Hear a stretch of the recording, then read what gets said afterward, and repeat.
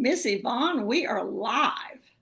Hello. Hallelujah. Hello. It's so wonderful to see you. Thank Thank you so much for joining me.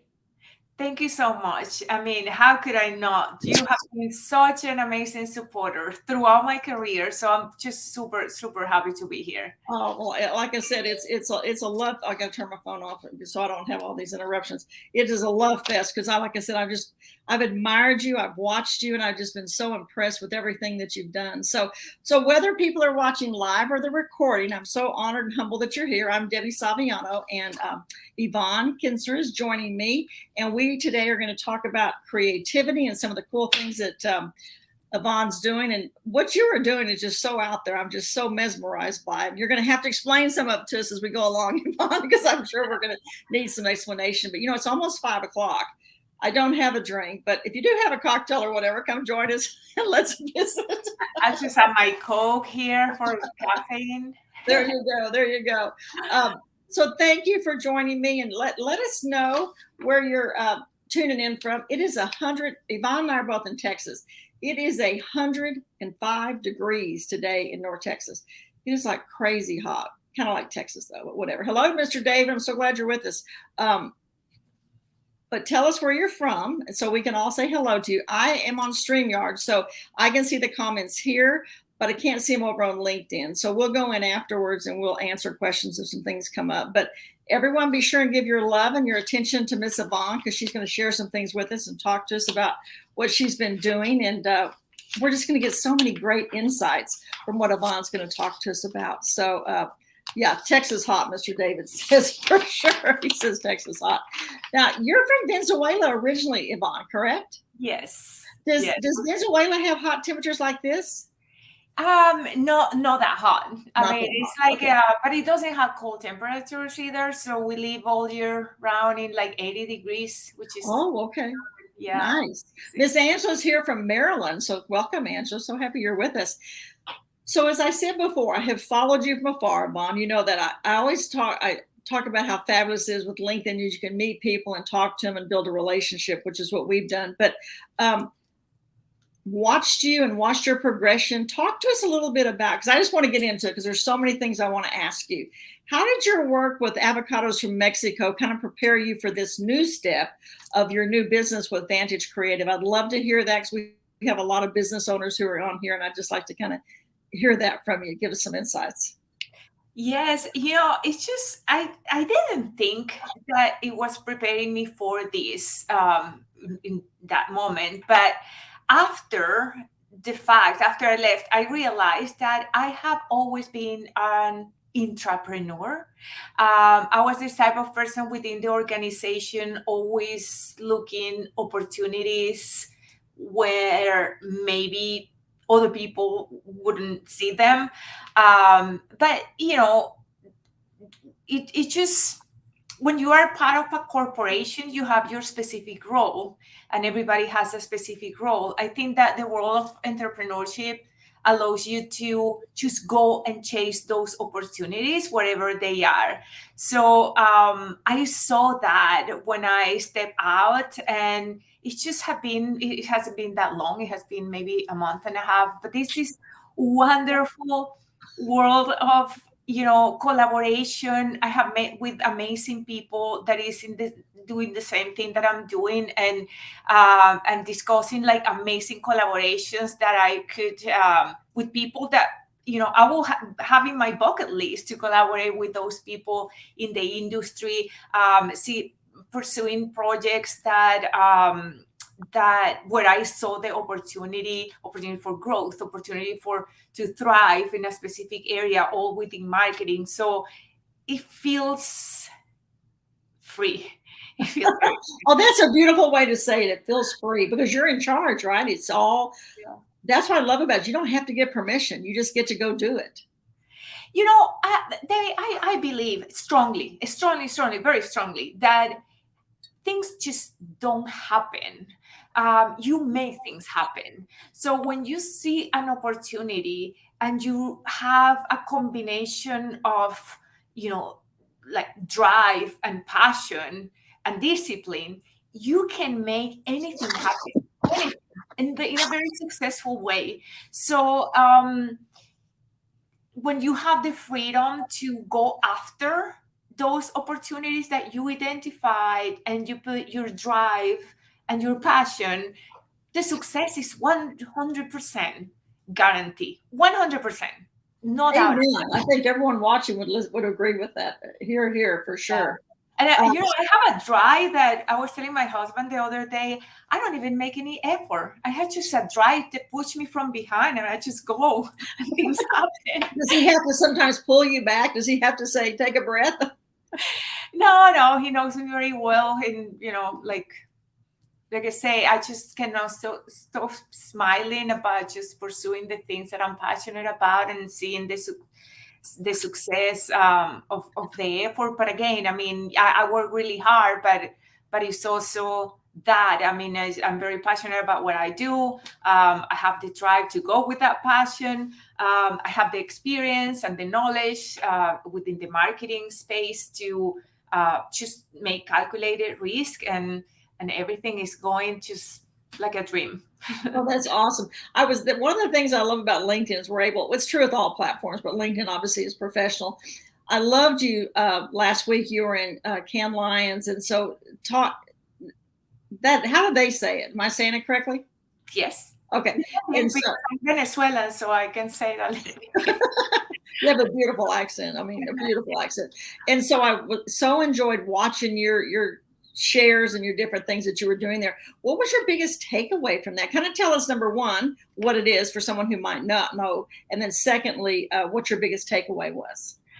It's such a wealth of information and knowledge and trends and conversations. It's just overwhelming in the most positive way. I think that, I really pay attention to the buzz around me. Every conversation tells you as much as, some of the most insightful panels. But I think that in summary, the big conversation is not a secret. Everybody's talking about it, but it's artificial intelligence, generative AI. The big accent was the metaverse. Not even Meta was talking about the metaverse. They were actually talking a lot about short videos. So you can tell by that conversation and everything that Google has been doing, for example, with the short videos, that short videos are going to are here to stay for a little bit longer. We never know how the trends evolve, right. For now. But then artificial intelligence was a big conversation, and it was different depending on who you listen to. So I had the great opportunity to listen to OpenAI, that are the creators of ChatGPT, yes, directly. So their vision is pretty clear, and it's very positive. It's about artificial intelligence just helping humans to reinvent the way they do things. It's not taking anybody's job. It's just right. It's going to require a redistribution of the resources, because we're not going to be doing the same, but artificial intelligence is bringing the power to augment the possibilities. And so we are going to be doing more. It's just maybe not doing things different in a different way that we're doing it. But I also it just caught my attention because I also heard the opposite point of view, which is the content creators that are very concerned about artificial intelligence and generative AI. I understand they are maybe afraid of having AI or generative AI as a competition. What I have seen in my own experience is that, look, AI cannot replace human creativity, cannot replace it.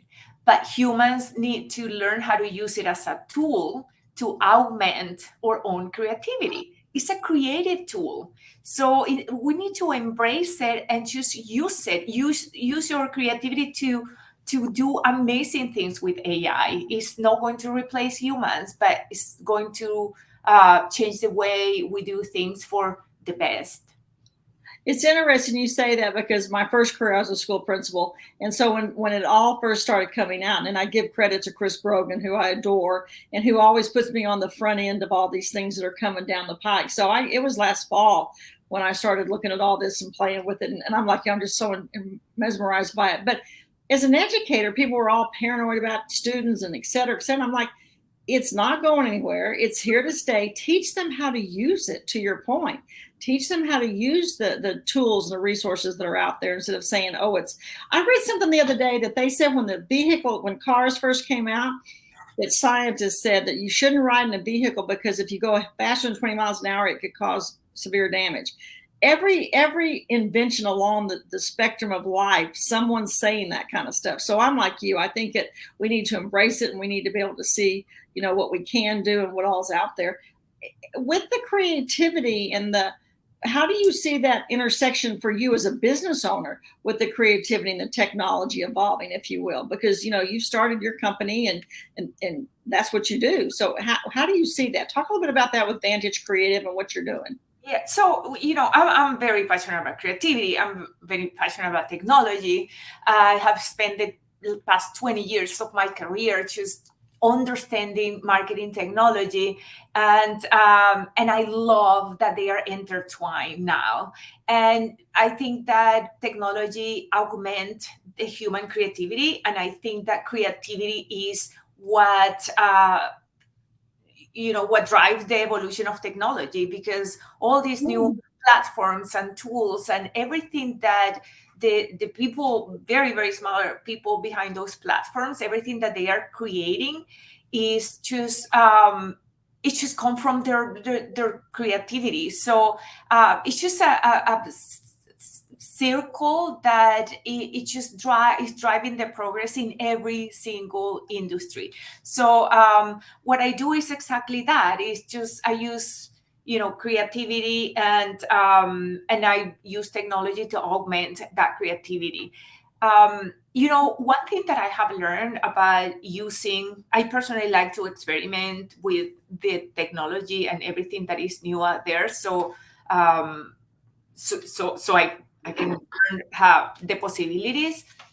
One thing that I have learned is that, for example, with generative AI, is the prompt what create the best work. It's not the tool. It's what you ask the tool to do, and that comes from a human. So we need to learn. We need to become really, really good about forming those prompts to get what we need and what we want from that technology. And that's an art, but it's an art that is 100% in our control. I love that. I've looked at your website a lot. And of course, I love it, first of all, because it's black and white, which, I'm always obviously attracted to. But I love that you say that you're direct and you have no apologies in your approach to how you do business. I think that's so refreshing because people know what they get when they're getting you. But in my opinion, they're getting the best working with you. But your tagline, we fuel brands and business growth through MarTech-powered innovation and untamed creativity. Talk to us about MarTech. I mean, marketing technology, but talk to us about that. Because like I said, there's a lot of business owners on here and entrepreneurs that will hear this and listen to it. What is it, first of all? And how do you see that being helpful in what you do with your clients? Mm-hmm. Yeah, I love that you say that I'm directly. I just wrote a whole book about thinking, so I think a lot, and through that thinking and that reflection, I have a very good self-awareness, and I know exactly what I know, what I don't know, what I just average at, and what I'm really good at. So when I started my company, one of the things that I was very, very clear is that there's a lot of very talented people out there. There's a lot of advertising agencies that are amazing out there. I don't want to compete with them. They are much better than I am as an advertising agency, but there's something that I'm very, very good at, and it's that intersection between creativity and technology and how to leverage the marketing technology ecosystem to drive growth. growth, brand growth, performance, and performance growth. So that's exactly what I want to bring to the table, and partnering with brands and partnering with agencies. But I think that's as a vertical that is very, very well defined. That is how you can solve problems, the most difficult problems, using creativity and technology. And the creativity comes from using that technology in very, very unique ways, and combine one or two or three tools or platforms in a way that is very, very unique, that it shows the creativity of the person combining them. So it's different, even though the technology is ubiquitous, is the way you combine it, the way you use it, the way you bring it into a marketing platform is an art.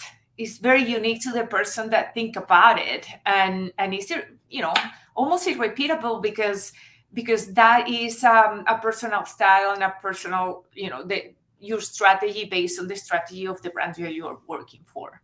So let me ask you a question. So when someone hires you, and you've been in business like a month, right? But you've already got clients, you're already moving and shaking and getting it done. So when someone hires you, what is your process? How does that work? Do you sit down with your group of people? Do you brainstorm?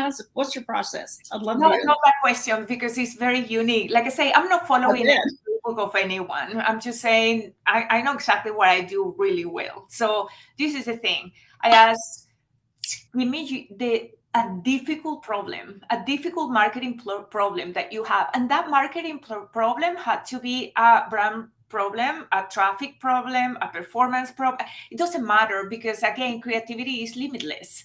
So when they gave me a challenge, they say, this is my challenge, I go back and then I think about it. I look at all my ecosystem again and say, what solutions can I bring using creativity? And now, what technology can I bring to power those solutions? So that's the problem. First is the idea, and then the technology. I always say that I don't like to lead with technology. I don't sit and think about, let me see what technology can I bring to this. That's not how the process goes. How the process goes is, this is what I want to do.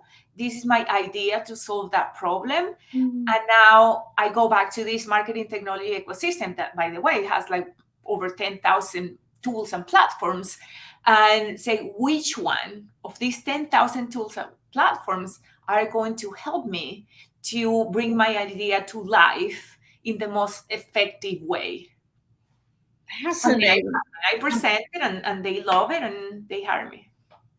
I'm taking notes as I'm listening to you. So forgive me. You know, when I started this journey a long time ago with all the stuff and spent all the time I did learning social media, if you will. And of course, as you say, it all evolves as we go down the timeline.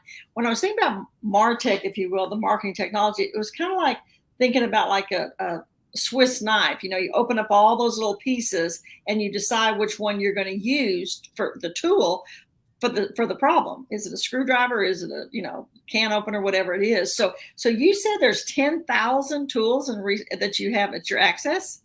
10,000. And last time but it grows every year. I mean, if you look at 2007, may have been 500. But if you see, there's actually a thing that is called the marketing technology charts, ecosystem charts, and you can see the evolution from 500 to 7,000. It was a couple of years ago, and now it's 10,000. And that is even counting the ones that have gone out of the market for whatever reason. Right. But because it's one of my passions, and I have lived my career fascinated by the power of it, because it has the power to augment the performance. I have taken the time within the past 20 years of just understand it, talking to the people that is building it, taking the time to talk to them and getting their behind the scenes and under the hood of understanding those technologies. I used to invite my team. I'm from Mexico. I used to invite my team in. I used to tell them, hey guys, even though we're not going to use this platform or tool, whatever right now, let's go on an exploration expedition just to learn, just to know about it. And that's how you keep your finger in the pulse of how it's evolving, because if you miss a bit, it's just really hard to catch up later. It evolves way too quickly. Absolutely. Well, it's interesting. I think one of the best gifts we give ourselves, obviously, is our curiosity that we all have, but also is being a lifelong learner. Because as you say, if we don't embrace it, it's all people say, well, what social media platform should I be on if a new one comes out? I always say, grab your handle, your name, because then you own it. You may use it, you may not use it, but don't let it go past you. So to your point, I think that's so true. Learn something about it, play with it a little bit, because you don't know that it might be the best thing you found, but if you don't try, you don't know. Right. And let me tell you something, even if it's not, even if it fails, the exercise of trying, it keeps pushing your mind to along with the evolution of technology. You learn something. It failed, that's fine, but you learn it, and the next time you know something new comes up, your mind is just, it's a muscle, right? You have to exercise it and stretch your understanding of that ecosystem, because it honestly is I cannot imagine a marketing platform strategy that doesn't incorporate any kind of marketing technology. It seems like it cannot compete in today's world. Well, especially today, and then you take the different generations and what one generation wants over a different one, and you have to. I mean, you have to. I mean, it's impossible if you don't. With those lines, Ivonne, how do you fuel that culture of creativity within your team now that you're a business owner and that success moving forward? Because obviously you shared some things from past job, but what about now that you're business? What do you have activities? Do you have exercises? Do you have certain things you do, or are they by project, or how do you do that? I have been a month and a half, so I have a part-time team yet. Hopefully, soon it's going to be full-time. But what I do is I will work really, really hard. And something that I'm going to defend is the desire and the space for experimentation. I think that progress and innovation cannot happen without experimentation. I always say, there's like millions of examples out there. Like YouTube started as a dating site. It didn't work. It didn't work. Like it worked great. But at the beginning, it took some evolution and some pivoting. How many times Facebook has evolved?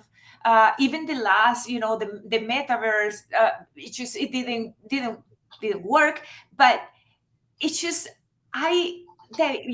you're going to remember this conversation, because in a couple of years, all that learning and the development that they did for the metaverse, it may not end up being the metaverse, but it's going to develop into something else. So there's no wasted experimentation, and that is for sure. It always leads to something that it is meant to be, and all the progress that we're seeing in the world today come from some sort of experimentation. So I think that if I want to foster one thing in my teams, it's just that desire and the curiosity and the excitement and just the practice of experimentation with anything.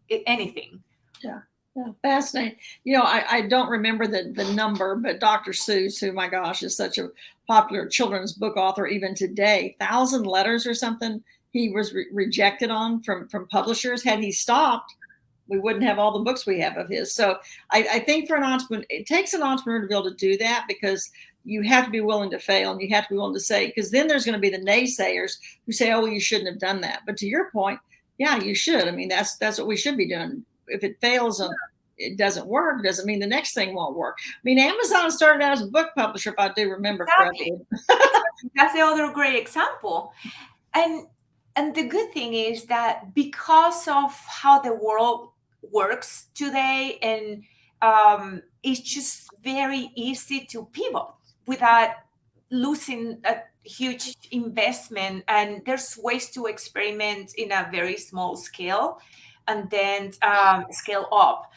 There's, the experimentation doesn't have to be expensive. That's Right. what I mean. But Yeah, it's you consider always it adds an incredible value. absolutely. Yeah, you can sit at a table and brainstorm and, good old whatever process you have and do the experimentation. Um, I want to talk about your book a little bit because, like I said, I've been seeing your LinkedIn post and your different things. It's called Think. First of all, tell us why you have. Well, it kind of goes without saying, but tell us about the title because I think it's so powerful. Tell us about why you chose that. I used to think that I'm an introvert.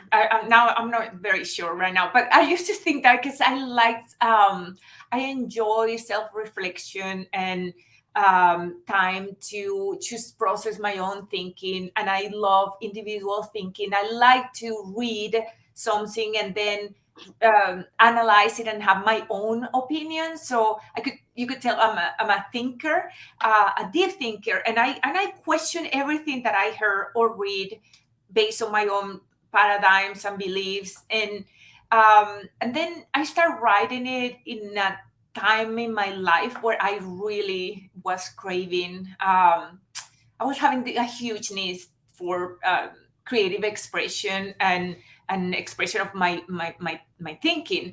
So I started just writing my thoughts and in my notes in my phone, and then it became, in my opinion, right, when I reread them, very profound thinking that even provoked me to continue to think about that topic.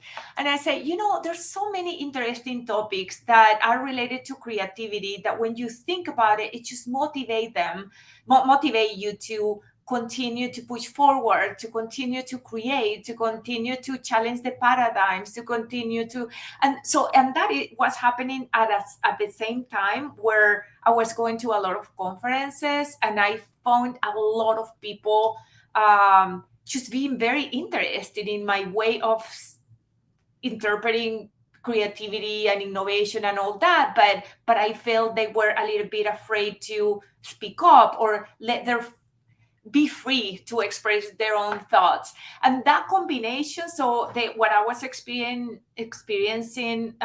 within myself, my own thinking, and the stimulus of the people that I talk with, gave me the idea, I'm going to put all those thoughts in a book, and I'm going to think about creativity. I'm going to think about innovation. I'm going to think about risk. I'm going to think about challenging the status quo. I'm going to think about best practices as a barrier for us to create new things. So it's by topics, and then it became a book. And Then it became a book. yeah. That is so. How many chapters do you have? I don't have it by. Okay, that's an interesting. Oh, okay. That's an interesting question. Fascinating. Because I'm sure you have heard that many times. Write a book that you would like to read, right? Right. So the book that I like to read, or the books that I like to read, are those that really left me with something very rich for me to reflect upon. So it's a book that you open in any page, and any page give you something that Wow. get you going all day, reflecting and thinking. So that's the book that I wrote, and I explain at the beginning of the book, this is your book. You don't have to read chapter. I didn't want a linear book. You don't have to read chapter 1, 2, 3, 4 to understand what is happening in the 6. It's just you open any page and you're going to find thinking, reflections, encouragement for you to continue to think about it, reflecting on your own, make it yours, disagree or agree, but overall just to gain from it for your own benefit and development. And that's the way I did it. Oh, I can't wait. I know that I'm not the only one just by the comments and things I see on LinkedIn. People are very excited. So tell the group in case they haven't seen it, they can go look. And that's something I always say in the beginning. Some people give overviews of biographies and things like that. I don't do that because what I want people to do is to go to the person's LinkedIn profile. I want you to go to Yvonne's LinkedIn page, connect with her and learn about her there, because I think that's much more personal, because we all, to your point, like to look at different things, and this way we can get to know Ivonne in a different way. So I encourage you to connect with her and read her LinkedIn profile to find out more about her background. So I cannot wait. But tell us about your post, because you've been doing some really cool things for your book. So tell us what you're doing and kind of give us an overview of that. Let me tell you first, because a lot of people is asking me, when is coming out? Yes. When? Just at this point, they are asking me, give me a date. So that was my next question. Yeah, I have to come clear that the date was supposed to be July 15, but I am this so perfectionist that every time that I get it from my editor, this is the final, I just find, please give me one more. I need to add something. I need to change something. So I still adding more stuff. I keep thinking, so I need to get it into the book. You can't turn it off. I don't know if I'm going to write another one. So this time she told me, you can be editing all your life. Just let it go. So I'm just handing it over. And then, yes, a hard date. I'm not going to go beyond August 31st. And that's a late. But I'm going to try to set up everything on Amazon for pre-order. But yeah, my commitment is before I'm not going to make any more changes. It's super hard, but okay, folks, y'all heard it here. She's committing to it. She's told us now, no more changes. So now, do you have a landing page where people can just sign up and get it? Yes. Okay. So I have my everything in my life, all my social presence, my digital presence is Ivonne Kinser. Right. So it's like Instagram, IvonneKinser.com, LinkedIn, Ivonne Kinser, and my website is IvonneKinser.com. And then you find that you will find one of the pages that is about the book, and then they can register there to get updates and they order the book later when I have the Amazon page ready. After you have stopped doing the edits and the changes. No, I'm stopped. I mean, I was really my editor say, I'm done. This is the last one. And I say, okay. You said, stop thinking. Well, I know I'm anxious to read it. What we'll do, everyone, is afterwards, I'll put that link in the comment section so y'all can have that. And Ivonne said something there that I hope everyone heard, and I think most people here, of the ones I'm seeing faces and names of and everything that I know, everything she has online, her whole digital footprint is her name. I have said that from day one, because people know people by their name. And so I think women sometimes like to have all these fancy names and different things for their company. Have your name, because that's what people are going to look you up for. That, they might not remember the other stuff, but they're going to remember your name. So kudos to that. Thank you for sharing. I think, I'm a digital marketing native. So I know that how important is your digital footprint.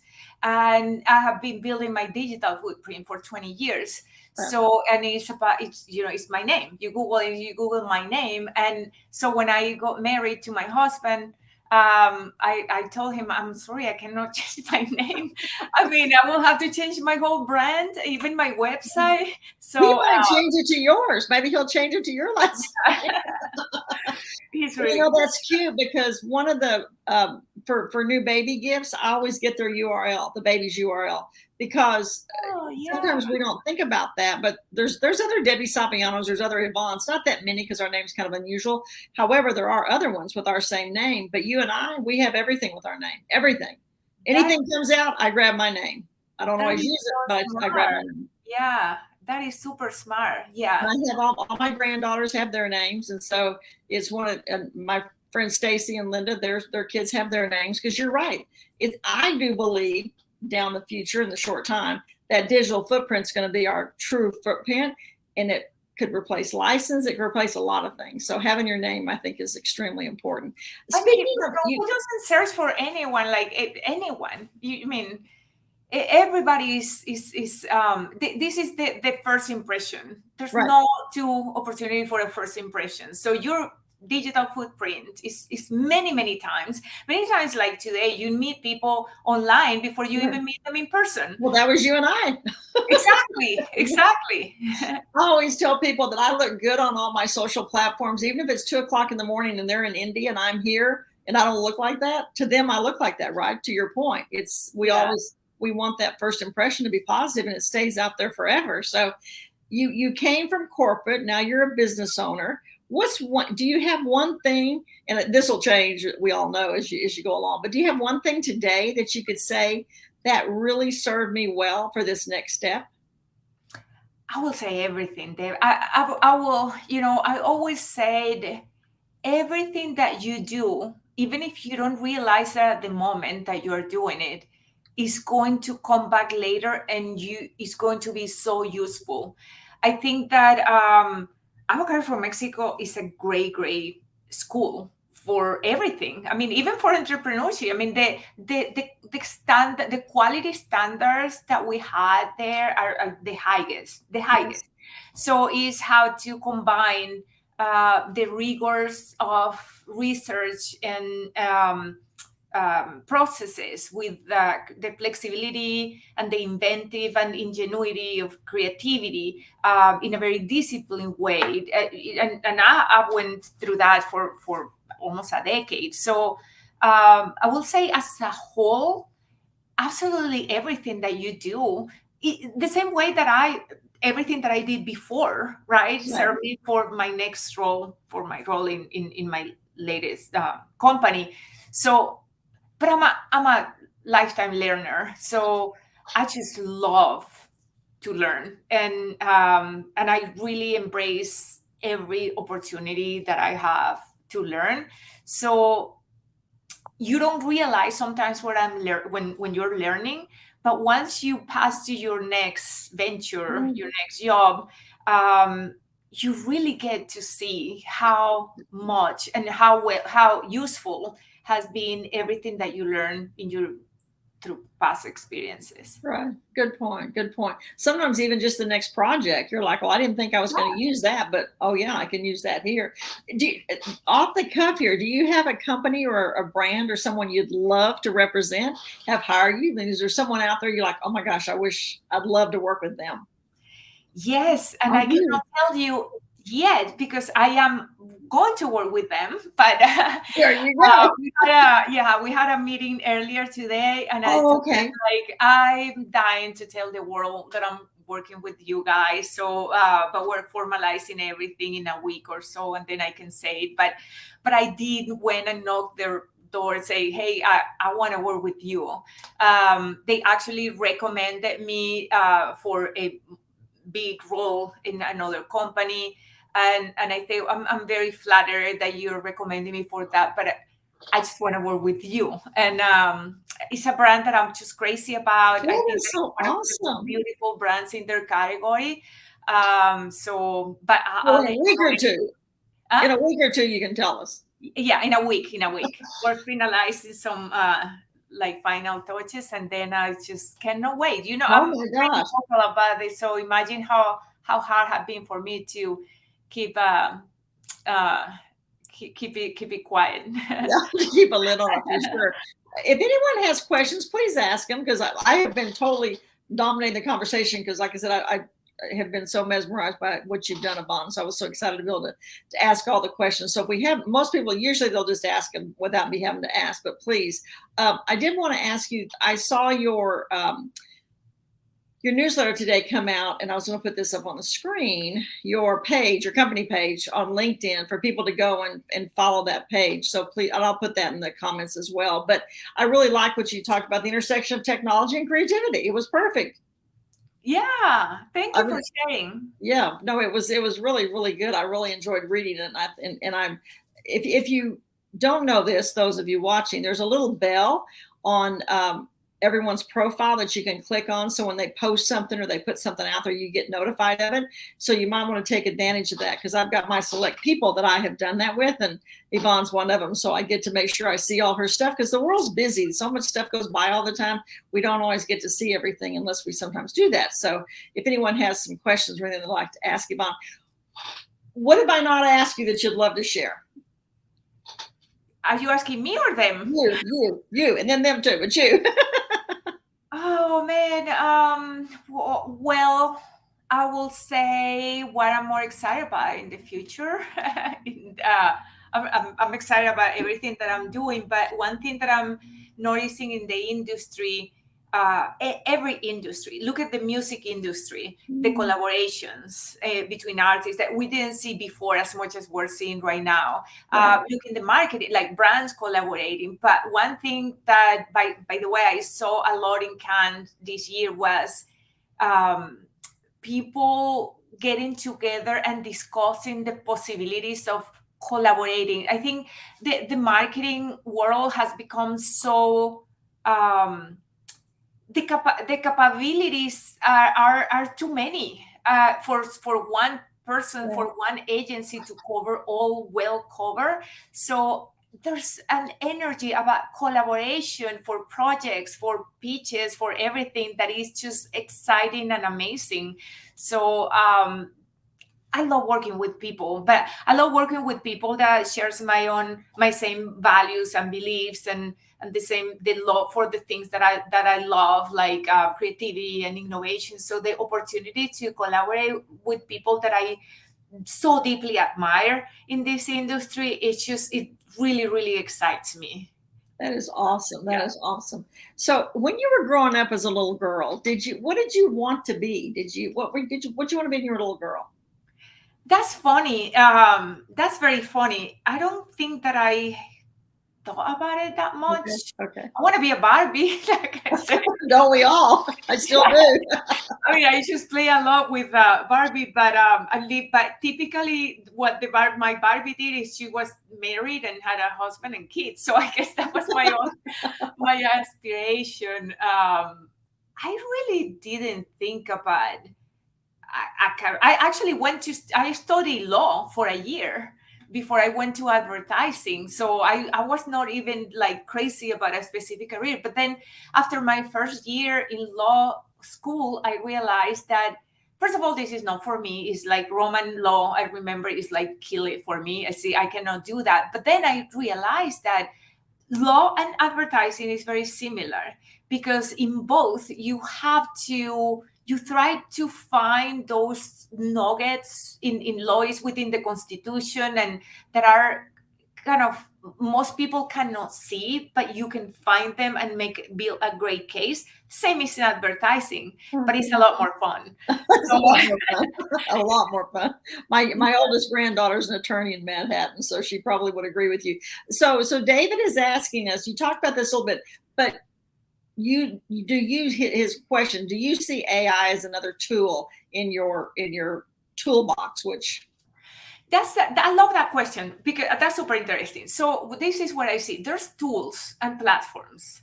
There's transformational forces. I see AI as a transformational force. We're actually not even there yet. I think that even the whole industry, even the people building, even OpenAI, they are still experimenting as well. So we're going to see really how it's going to blossom in, I will say, 3-4 years.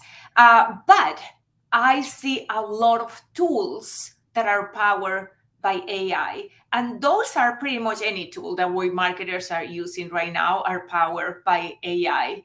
But yes, AI to me is one of the most powerful transformational forces that we have ever seen in the marketing and advertising industry. And again, this is just the beginning. That's why I recommend everybody to experiment with whatever you have in front of you, whatever you have access to, that it give you that familiarity, because it's here to stay and it's going to keep evolving. And the more it evolves, the more difficult it is to catch up. Right. Absolutely. Totally agree. Well, we're at our limit, Ivonne. I cannot tell you how thrilled I am that you joined me today. It's been such a pleasure. I know everyone's enjoyed it. I encourage everyone to connect with Ivonne, and she's so gracious. I know she will connect back with you. But thank you, Ivonne, for being with us. And thank you for everyone who tuned in, and those of you who are here live, and those of you who are watching the recording. But I just thank everyone so much for being here. And Ivonne, especially for you taking the time. Thank you. No, thank you.